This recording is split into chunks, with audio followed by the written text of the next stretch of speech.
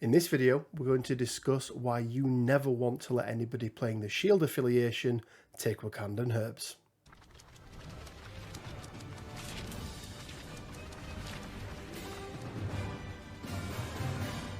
Hey guys, Rich from Richmond Gaming. Hope everyone is doing fantastically well.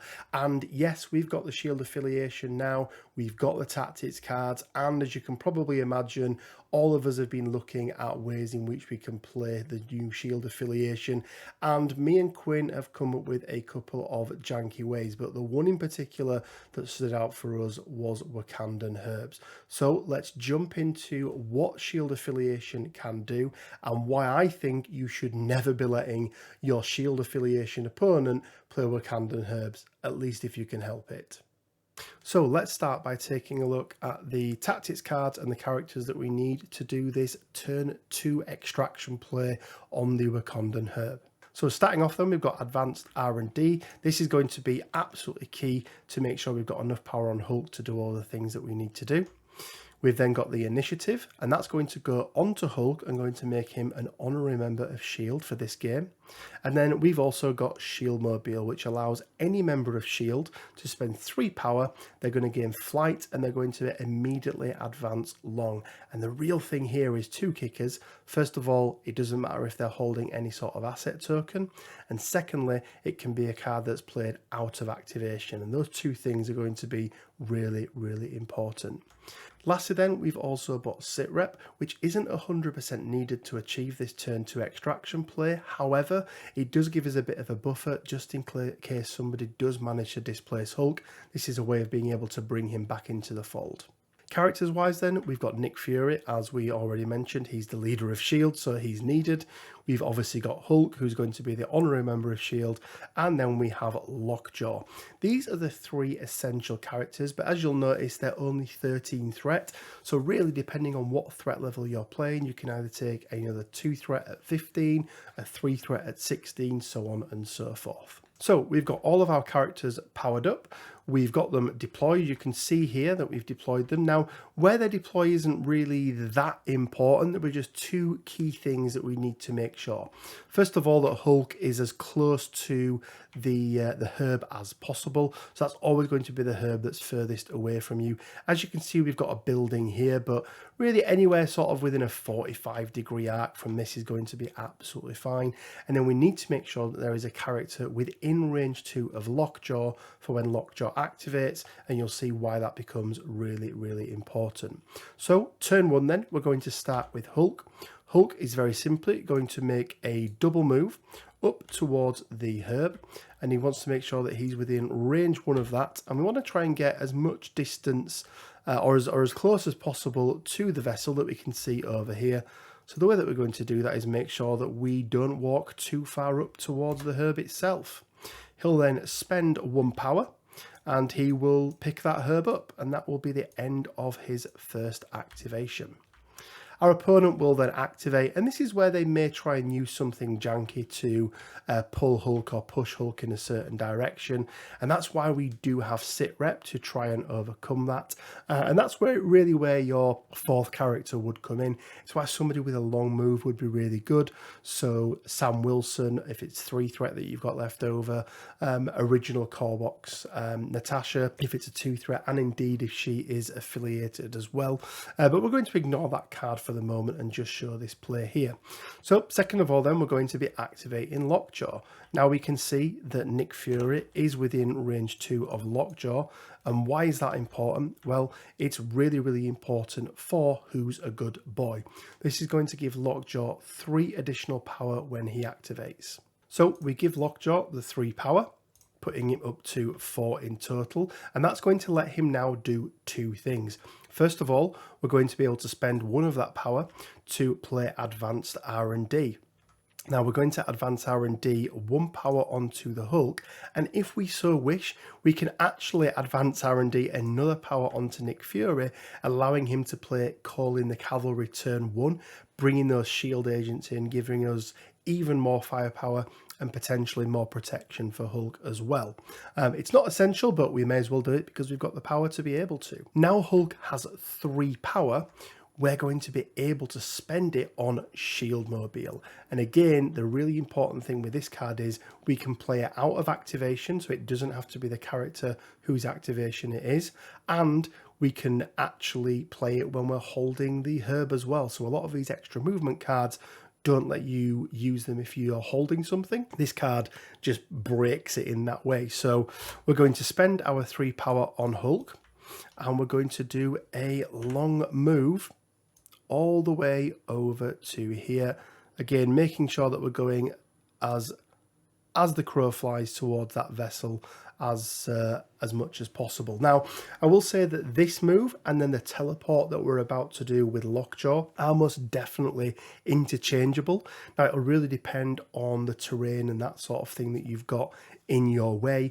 If we had a size 5 building here, for example, flight will get us over that, so that's actually not too much of a problem, but just depending on the shape and the size of it, sometimes a long move, you can end up where you're half over a piece of terrain. So just take a look and measure it out and work out what it is you need to do. Lastly then, for Lockjaw's first action, because he's not actually taken an action yet, he's going to move up short, making sure that he's within range 3 of the Hulk, which we know he absolutely is. He's then going to spend his final 2 power for teleport, allowing him to teleport Hulk within range 3, and as you'll see in a second, bringing Hulk all the way over. And at the end of our second turn on round 1, we're already at that vessel. Now, this is quite a nice map. There's not many places to be able to push Hulk here, but as I mentioned, we've got 2 things to counter that. First of all, sit rep. It's a really, really nice way to be able to get Hulk back onto the point, but Nick Fury's leadership ability as well, especially round 1, because you're always going to have the same number of VPs as your opponent, which will be 0. If Hulk takes damage, or if any character takes damage as part of an attack, you can spend 1 power, and then you're going to be able to advance towards the attacking character. And more often than not, that's going to get him back onto the point. Or indeed, if it's turn 2, turn 3, that sort of thing, Lockjaw is a great person to have close by, just to be able to teleport Hulk back and negate any of that displacement that your opponent does. Other cards that you could take to help, things like Indomitable, are going to make it really, really good as well. But yeah, you can see, guys, how easy that is to achieve. It's really, really simple. It's really, really straightforward. Now, you may be thinking, Rich, again, that's all good and well, but you've made the assumption there that the 2-threat Black Widow is going to be in affiliation, therefore it's possible to be 4 wide with Hulk at 15 threat. Well, even if the original Black Widow, the 2-threat version of Black Widow, is not in the S.H.I.E.L.D affiliation, it's still 100% possible. We just need to change the characters around a little bit. So let's jump back over and take a look at how we can do this again. So let's take a look at the lineup and the cards that we've taken. Tactics cards remain exactly the same. Advanced R&D, we've got the S.H.I.E.L.D Mobile, we've got Sit Rep, and then we've got the Initiative. And the Initiative is going to be going on to the Juggernaut, who is replacing the role of Hulk in this particular scenario. We're keeping Lockjaw, we're keeping Nick Fury, and once again we've got Black Widow, Agent of S.H.I.E.L.D, but realistically this again could be any other 3-threat character from the S.H.I.E.L.D affiliation. You want to make sure you've got at least a medium move. A long move is ideal, but not necessary. And you can see we've given everyone their power. We've laid them out, and it's basically going to be exactly the same as we had previously. So Juggernaut will make a short move up, first of all. Now, off the back end of that first short move, he's going to gain 2 power. And he gains that because of his unstoppable momentum. Now we're going to do exactly the same again. Now, unfortunately, he doesn't get the power again this time because he can only gain it once per turn. But it does mean that he will have enough to be able to pick up this herb. And then that will be the end of his turn. And at some point, we're going to be advanced R&Ding an extra power onto him. Now, there is one benefit to Juggernaut over the Hulk in this scenario, and that is the helmet. So The helmet superpower means that this character cannot be pushed or advanced by the special effects of enemy mystic attacks or enemy superpowers. That means that Ghost Spider cannot use Webline to basically pull Juggernaut away. So really negating the need for that sit rep. He can, however, still be thrown and things like that. So I think it's worth keeping in there. I think it's worth keeping in there anyway, because 1 power for a short advance is really, really nice, especially when it can be out of activation movement. And we will do exactly the same thing again. I mean, this time round, let's activate Lockjaw, put the 3 power onto him. We'll move him up short to here, making sure that we're within range 3 of the Juggernaut, which we are. Spend that 2 power.